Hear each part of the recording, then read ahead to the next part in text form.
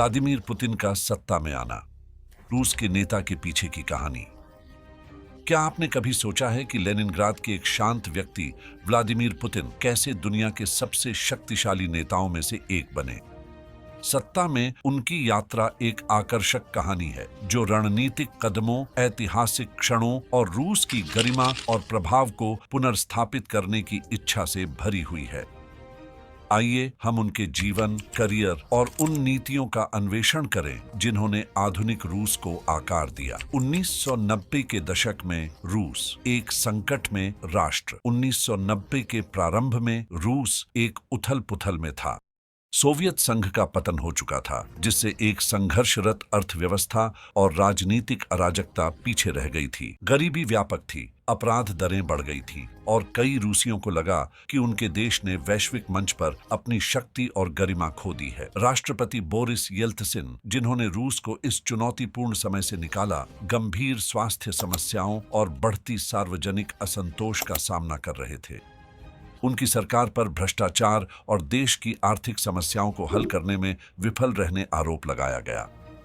लोग बदलाव के लिए बेताब थे और इसने एक नए मजबूत नेता के उभरने के लिए एक आदर्श वातावरण तैयार किया।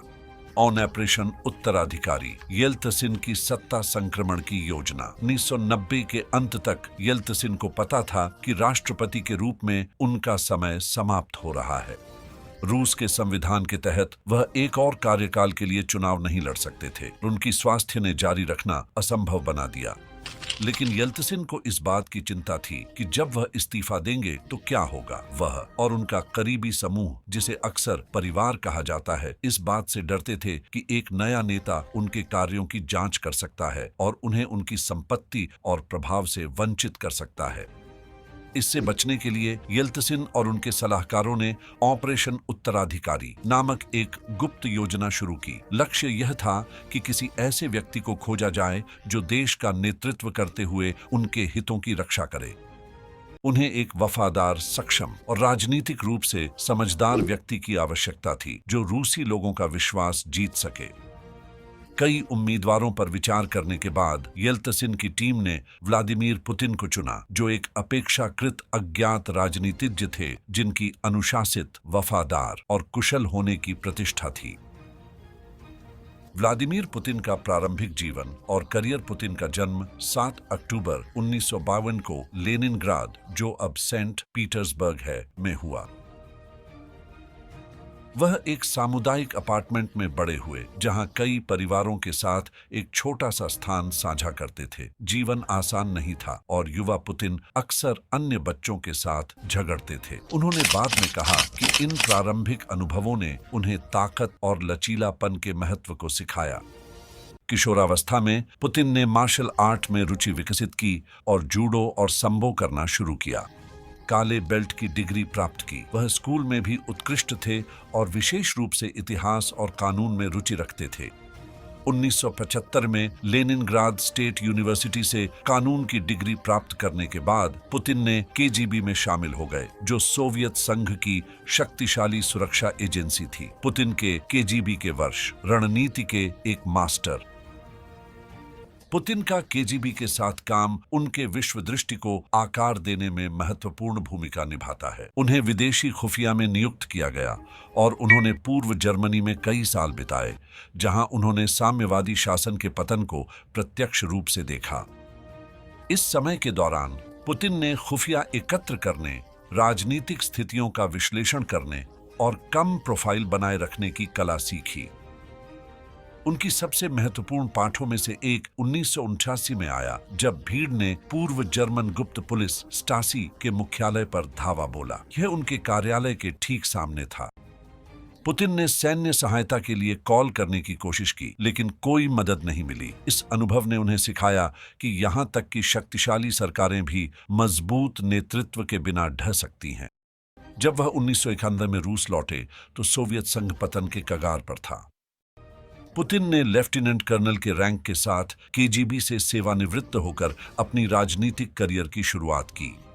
राजनीतिक सीढ़ी चढ़ते हुए पुतिन का सेंट पीटर्सबर्ग में उदय। लेनिनग्राद में पुतिन ने शहर के मेयर अनातोली सोबचाक के सलाहकार के रूप में काम करना शुरू किया। सोबचाक रूस के लोकतांत्रिक आंदोलन में एक प्रमुख व्यक्ति थे और पुतिन जल्दी ही उनके सबसे विश्वसनीय सहायकों में से एक बन गए। उन्होंने महत्वपूर्ण कार्यों को संभाला, जिसमें शहर के अंतर्राष्ट्रीय संबंधों का प्रबंधन और विदेशी निवेश को आकर्षित करना शामिल था। पुतिन की मेहनत और वफादारी अनदेखी नहीं रही। जब सोबचाक ने 1996 में अपनी पुनः चुनावी बोली खो दी, तो पुतिन को राष्ट्रपति येल्त्सिन के प्रशासन में शामिल होने के लिए मॉस्को बुलाया गया। यह उनके तेजी से सत्ता में चढ़ने की शुरुआत थी। एफएसबी प्रमुख से लेकर मॉस्को में प्रधानमंत्री तक पुतिन ने विभिन्न भूमिकाएं निभाई, जिसमें उप प्रमुख और संघीय सुरक्षा सेवा एफएसबी, जो केजीबी का उत्तराधिकारी है, का प्रमुख शामिल है। एफएसबी उनका समय उनकी एक विश्वसनीय और प्रभावी नेता के रूप में प्रतिष्ठा को मजबूत करता है। उन्होंने भ्रष्टाचार और अपराध के खिलाफ निर्णायक कदम उठाए, जिससे उन्हें येल्त्सिन और उनके सहयोगियों का विश्वास मिला। अगस्त 1999 में येल्त्सिन ने पुतिन को प्रधानमंत्री नियुक्त करके एक साहसिक कदम उठाया। उस समय कई रूसियों को नहीं पता था कि पुतिन कौन है, लेकिन यह जल्दी बदल गया। चेचन युद्ध और पुतिन की लोकप्रियता में वृद्धि। प्रधानमंत्री के रूप में पुतिन की पहली बड़ी चुनौतियों में से एक चेचन्या में संघर्ष से निपटना था। क्षेत्र रूस से स्वतंत्रता के लिए लड़ रहा था और हिंसा बढ़ रही थी। सितंबर 1999 में रूस के अपार्टमेंट भवनों में बमबारी की एक श्रृंखला में सैकड़ों लोग मारे गए। सरकार ने चेचन विद्रोहियों पर आरोप लगाया और पुतिन ने व्यवस्था बहाल करने के लिए एक सैन्य अभियान शुरू किया। युद्ध क्रूर था, लेकिन इसने रूसियों को दिखाया कि पुतिन एक मजबूत नेता हैं जो लड़ाई से पीछे नहीं हटेंगे। आतंकवाद और राष्ट्रीय सुरक्षा पर उनकी कठोर स्थिति ने उन्हें व्यापक समर्थन दिलाया। 1999 के अंत तक पुतिन सत्ता में थे। पुतिन की लोकप्रियता बढ़ गई, जिससे वह येल्त्सिन के उत्तराधिकारी बनने के लिए उपयुक्त बन गए।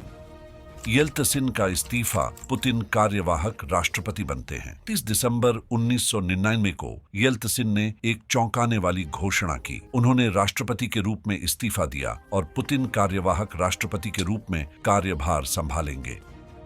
अपने इस्तीफे के भाषण में येल्त्सिन ने कहा कि उन्हें विश्वास था कि पुतिन रूस को भविष्य में ले जाने के लिए सही व्यक्ति हैं। कार्यवाहक राष्ट्रपति के रूप में पुतिन के पहले कार्यों में येल्त्सिन और उनके परिवार को अभियोजन से छूट देने वाला एक आदेश पर हस्ताक्षर करना था। इसने सुनिश्चित किया कि येल्त्सिन के करीबी लोग सुरक्षित रहेंगे। ऑन ऑपरेशन उत्तराधिकारी के वादे को पूरा करते हुए 2000 का चुनाव पुतिन का पहला कार्यकाल। मार्च 2000 में पुतिन ने राष्ट्रपति पद के लिए चुनाव लड़ा और स्पष्ट बहुमत से जीत हासिल की। उनकी जीत ने रूसी इतिहास में एक नए अध्याय की शुरुआत की। पुतिन ने स्थिरता लाने, अर्थव्यवस्था को पुनर्निर्माण करने और विश्व मंच पर रूस के प्रभाव को बहाल करने का वादा किया। अपने पहले कार्यकाल के दौरान पुतिन ने कई महत्वपूर्ण सुधार लागू किए। उन्होंने रूस के क्षेत्रों पर सरकार के नियंत्रण को मजबूत किया, भ्रष्टाचार पर अंकुश लगाया और 1990 के दशक के दौरान विशाल शक्ति जमा करने वाले ओलिगार्कों को नियंत्रित किया। पुतिन की नीतियां रूस को मजबूत करना। पुतिन की नेतृत्व शैली 3 मुख्य क्षेत्रों पर केंद्रित थी। 1. राजनीतिक स्थिरता। उन्होंने एक केंद्रीकृत सरकारी ढांचा बनाया, यह सुनिश्चित करते हुए कि क्रेमलिन सभी प्रमुख निर्णयों पर नियंत्रण रखता था। इसमें गवर्नरों की नियुक्ति और क्षेत्रीय नेताओं के प्रभाव को कम करना शामिल था। आर्थिक विकास। पुतिन के तहत रूस की अर्थव्यवस्था बढ़ते तेल की कीमतों से लाभान्वित हुई। उन्होंने इस धन का उपयोग राष्ट्रीय ऋण चुकाने, राज्य भंडार वृद्धि और बुनियादी ढांचे में निवेश किया। पुतिन ने ऊर्जा और बैंकिंग जैसे प्रमुख उद्योगों के पुनः राष्ट्रीयकरण के लिए भी जोर दिया। तीसरा, सैन्य शक्ति। पुतिन ने सोवियत संघ के पतन के बाद कमजोर हुई रूस की सेना को पुनर्निर्माण करने को प्राथमिकता दी। उन्होंने सशस्त्र बलों को आधुनिक बनाया और रक्षा खर्च बढ़ाया, रूस को एक वैश्विक सैन्य शक्ति के रूप में स्थापित किया। चुनौतियां और विवाद। अपनी सफलताओं के बावजूद पुतिन का शासन विवादों से भरा रहा है। आलोचक उन पर लोकतंत्र को कमजोर करने, विपक्ष को चुप कराने और प्रेस की स्वतंत्रता को सीमित करने का आरोप लगाते हैं।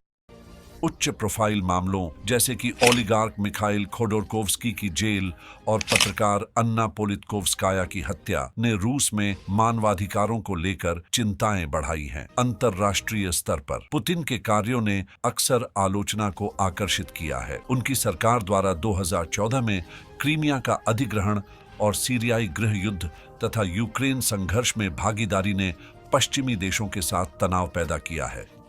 पुतिन का लंबा शासन। सालों के दौरान पुतिन ने संवैधानिक परिवर्तनों, राजनीतिक चालबाजियों और सार्वजनिक समर्थन के माध्यम से सत्ता पर अपनी पकड़ बनाए रखी है।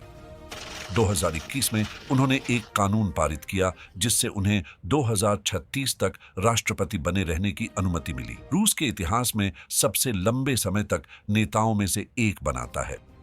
इस कदम की व्यापक आलोचना विपक्षी नेताओं और अंतर्राष्ट्रीय पर्यवेक्षकों की गई, जिन्होंने इसे तानाशाही शासन को मजबूत करने की दिशा में एक कदम के रूप में देखा।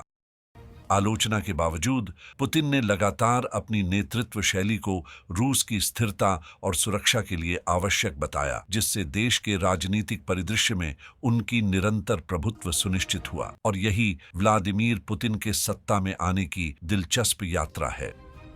उनकी कहानी महत्वाकांक्षा, रणनीति और लचीलापन की है। अपने साधारण शुरुआत से लेकर आधुनिक इतिहास के सबसे प्रभावशाली नेताओं में से एक बनने तक पुतिन का मार्ग जटिल और आकर्षक दोनों है।